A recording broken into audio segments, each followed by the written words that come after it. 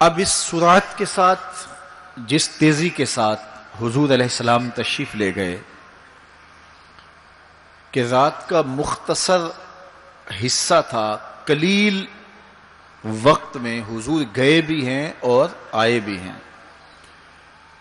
اور یہ ایک بہت بڑا امتحان تھا لوگوں کے لیے۔ کھرے اور کھوٹے کی پہچان ہونی تھی، لوگوں کے ایمان کا امتحان تھا، اور کفار نے اس پہ بہت ساری باتیں کی، اور ان کے ماننے میں یہ بھی نہیں آتا تھا کہ مسجد حرام سے مسجد اقصی تک کیسے گئے۔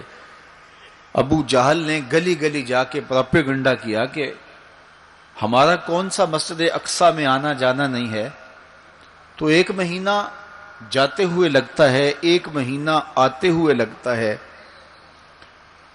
تو چھو کے بھی آنا ہو تو 2 ماہ چاہیے، اور یہ رات کے مختصر وقفے میں وہاں سے ہو کر آنے کی بات کر رہے ہیں، تو یہ کیسے ہم تسلیم کریں، یہ باتیں کیسے مان لیں؟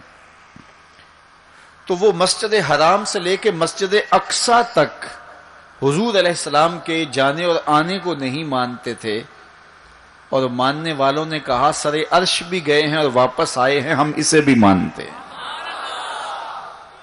ابو جہل نے گلی گلی جا کے کہا، اور اس نے یہ سمجھا کہ یہ میرے ہاتھ ایک چیز آ گئی ہے جس سے میں لوگوں کو حضور سے دور کر سکوں، اور وہ پوچھتا پھرتا تھا بتاؤ یہ بات ماننے میں آتی ہے؟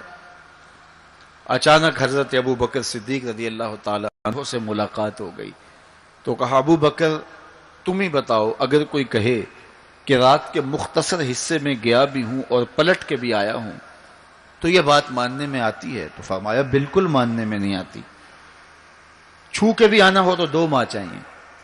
سمجھا لوہا گرم ہو گیا، اب چوٹ پورے ٹکانے پہ بیٹھے گی، تو کہنے لگا کہ پھر جن کا کلمہ تم پڑھتے ہو انہوں نے یہ دعویٰ کیا ہے۔ تو حضرت ابو بکر صدیق فرماتے ہیں کہ وہ اس سے بھی عجیب کرے تو میں وہ بھی ماننے کو تیار ہوں، وہ تو آسمان کی خبریں دیتے ہیں، ہم وہ بھی مانتے ہیں۔ تو محبت والوں کے لیے، ایمان والوں کے لیے تو یہ قابل تعجب نہیں ہے۔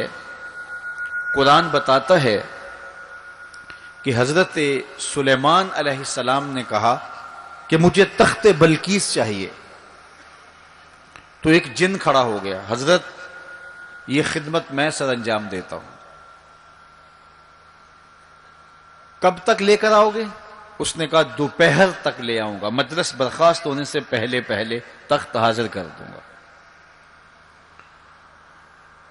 اور وہ کوئی ڈبیا نہیں تھی کہ جیب میں ڈال کے لے آنی ہو، وہ تخت اتنا بڑا تھا کہ 60 ہاتھ چوڑا تھا، 80 ہاتھ لمبا تھا اور کئی ہاتھ موٹا تھا، 7 کوٹھڑیوں میں مکفل تھا، پہرے دار کھڑے تھے، 1 مہینے کی مسافت پہ تھا۔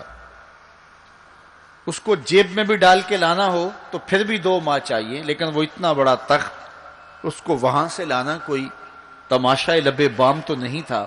لیکن جن نے کہا حضرت میں مجلس برخاست ہونے سے پہلے پہلے وہ تخت حاضر کر دیتا ہوں۔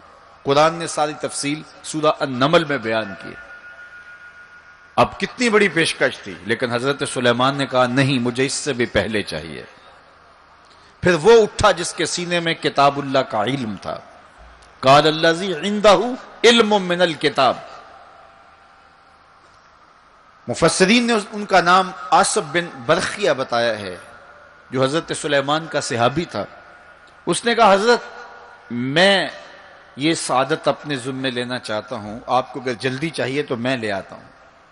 تو آپ نے فرمایا وہ تو دوپہر تک کا ٹائم دے رہا، بتاؤ تم کب لاؤ گے؟ تو وہ شخص جو زبور کا عالم تھا اور حضرت سلیمان علیہ السلام کا صحابی تھا، وہ بولا انا آتی کا بہی قبل ان یرتد الیک طرفک، حضور آپ آنکھ بعد میں جھپکیں گے، تخت پہلے حاضر ہوگا۔ اور حضرت سلیمان نے ابھی آنکھ جھپکی نہیں تھی، تخت سامنے پڑا ہوا تھا۔ بے ساختہ پکارا ہاذا من فضل ربی، یہ میرے رب کا فضل ہے کہ جس نے میرے ماننے والے کو یہ روحانی طاقت اور توانائی نصیب کر دی۔ میں آپ سے کہتا ہوں کہ حضرت سلیمان کے امتی کی یہ شان ہے کہ 1 مہینے کی مسافت پر پڑا ہوا تخت آنکھ جھپکنے سے پہلے حاضر کر دیتا ہے، اور خود سلیمان مقتدی بن کے مسجد اقصی میں جس امام کے پیچھے کھڑے ہوں اس امام کی شان کا عالم کیا ہوگا، ان کی رفعتوں کا عالم کیا ہوگا۔ تو یہ ایک امتحان ہے معراج، اور میرے اور آپ کے آقا و مولا کی عظمتوں کو ماننے والوں نے کہا کہ یہ بعید نہیں ہے، اللہ اپنے محبوب علیہ السلام کو جہاں چاہے جتنے وقت میں چاہے لے جا بھی سکتا ہے، اور اللہ کی دی ہوئی طاقت سے محبوب واپس پلٹ کے آ بھی سکتے ہیں۔ لوگوں نے یہ کہا کہ جسم اتنی سرعت کے ساتھ اگر محو سفر ہو تو تحلیل ہو جائے،